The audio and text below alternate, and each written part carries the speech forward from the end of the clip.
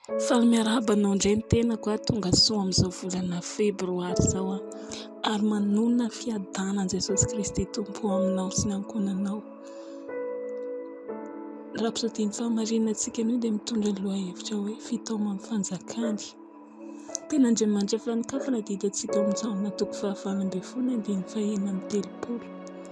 Jesosy namaly hoe fanjakako tsy avy amin'izao tontolo izao, fa raha mba avy amin'izao tontolo izao fanjakako dia ho niady ny mpanomboka mba tsy ho voatolotra tamin'ny Jiosy aho.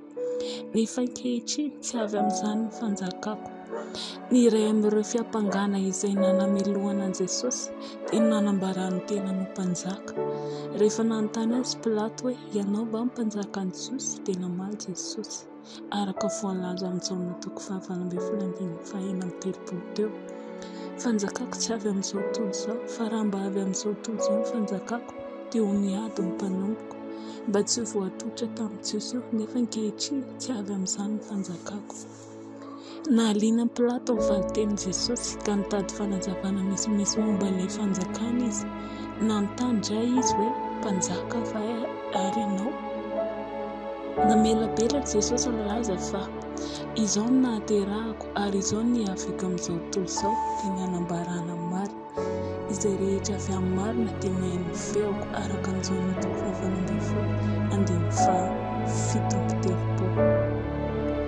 Filazan'ny Tompo Jesosy fa izy ny mpanjaka dia midika fa izy ny mpanapaka ny fanjakana.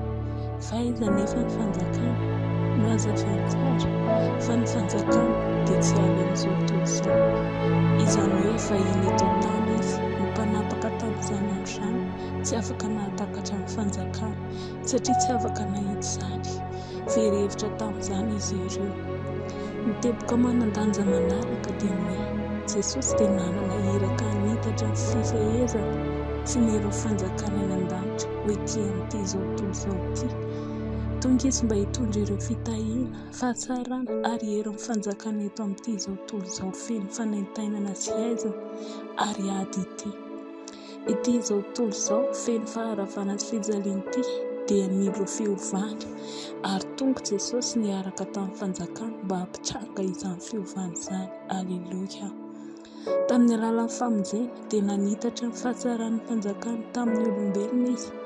Ankehitriny efa nateraka indray ianao dia lasa olom-pirenen'ny fanjakan'i Kristy be voninahitra misaotra ny ray izay nampahamendrika antsika hanana anjara milovan'ny olona masina eo amin'ny mazava sady nahafaka antsika tamin'ny fahefan'ny maizina ka namindra antsika ho amin'ny fanjakana zana malalany. Kolosianina toko 1:12-13.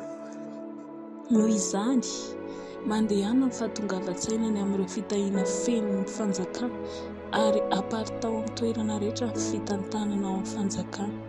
Misy olo-tena fanjakana ianao mitondra izany na aiza lehanao satria ao anatinao izy. Luka toko 17:1-20. Ary tsy hisy ianao hoe indro ety na indro fa indro fanjakan'Andriamanitra dia ao anatinareo.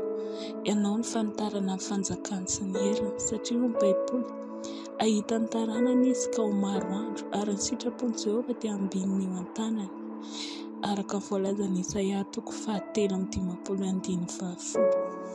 Amin'izao fotoana izao dia ndao hiaraka hivavaka tsika toka ianao amena.